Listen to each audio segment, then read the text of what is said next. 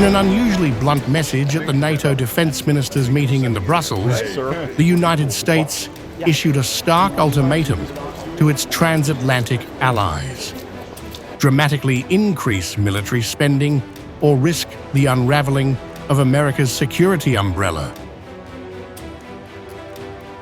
Just weeks before the NATO Summit in The Hague, US Defense Secretary Pete Hegseth, representing the Trump administration, delivered Washington's message in no uncertain terms. The days of American tolerance for freeloading are over. Every country in NATO understands every shoulder has to be to the plow. Every country has to contribute at that level of 5% as a recognition of the nature of the threat. It can't be about the flags that we love. It has to be about the formations that we have. It's that hard power that actually deters. Hegseth's remarks come amid a shifting global security landscape, from Russia's war in Ukraine to rising threats in the Indo-Pacific. But underneath it all lies NATO's oldest tension: unequal defense spending. The Trump administration has now drawn a new red line. 2% of GDP is no longer enough.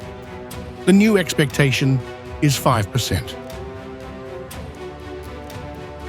And if you just look in plain speak at the commitments in the budgets of NATO countries, then President Trump to restore NATO as an alliance. He did it in his first term, saying, you can't freeload, you need to spend, you need to be a part of that commitment.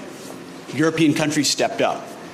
Now we're seeing even more so, with even higher targets that Ambassador Whitaker and the Secretary General have set.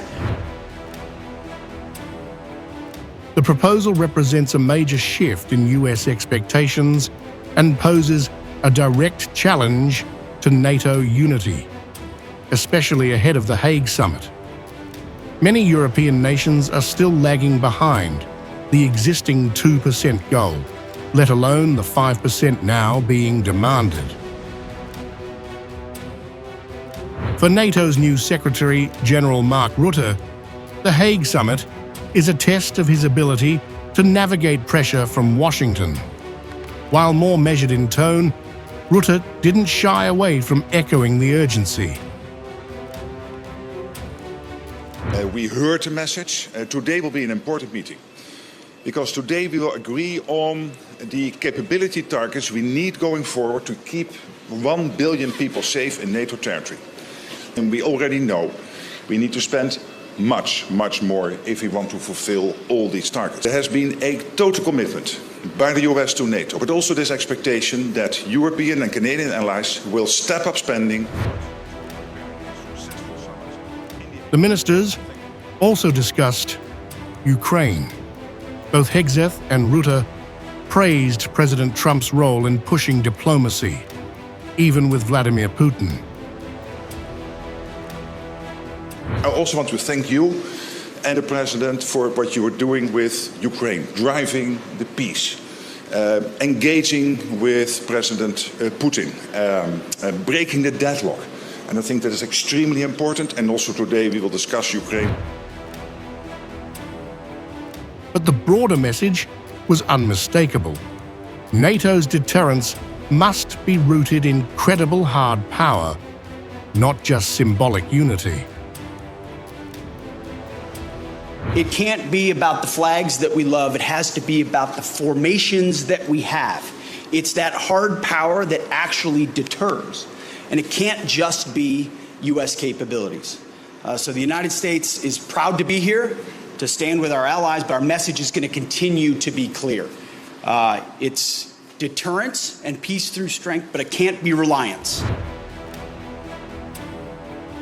Diplomats at the closed-door meeting say the 5% figure stunned some delegations. Others admitted it reflects new geopolitical realities. But one thing is clear: this is Washington's position heading into the Hague Summit. The question now: will NATO rise to the moment, or fracture under pressure. The Trump administration is done asking politely. This was the warning shot. The Hague Summit is the battleground, and the message from Washington couldn't be clearer. Pay up, or America steps back?